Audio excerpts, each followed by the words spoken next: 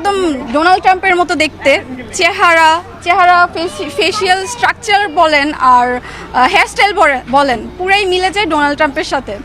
আসন্ন ঈদ উল আজহা উপলক্ষে পশুর হাট ও খামারগুলোতে বাড়ছে মানুষের ভিড়। এরই মধ্যে নারায়ণগঞ্জে দেখা মিলেছে এক ব্যতিক্রমধর্মী গোলাপি রঙের মহিষের, যা ইতিমধ্যেই কেড়েছে সবার নজর। প্রায় 700 কেজি ওজনের এই মহিষটির নাম রাখা হয়েছে ডোনাল্ড ট্রাম্প। মহিষটির মালিক জানান, এর চুলের স্টাইল অনেকটা ডোনাল্ড ট্রাম্পের মতো হওয়ায় এমন নাম রাখা হয়েছে।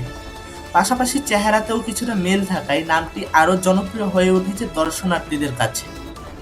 নারায়ণগঞ্জে রাবিয়া এগ্রো ফার্মে থাকা এই ব্যতিক্রমধর্মী মহিষটি দেখতে প্রতিনিয়তই ভিড় করছে উৎসুক জনতা। অনেকে ছবি ও ভিডিও ধারণ করে সামাজিক যোগাযোগ মাধ্যমে শেয়ার করেছেন। খামার কর্তৃপক্ষ বলেছেন, রাজকীয় ভঙ্গিতে চলাফেরা করা গোলাপি রঙের এই মহিষ এখন এলাকা জুড়ে আলোচনার কেন্দ্রবিন্দুতে পরিণত হয়েছে।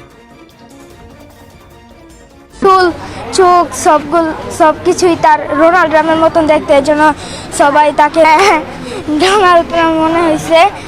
আমি আপাতত শুধু চেহারার মিলটাই পেলাম, তার হেয়ারস্টাইল এবং ফেসিয়াল স্ট্রাকচার শুধু ডোনাল্ড ট্রাম্পের সাথে মিলে। অনেকেই জিজ্ঞেস করছেন যে ওর ব্যবহার বা ওর সাথে মানে নৈতিকতা মিলে কিনা।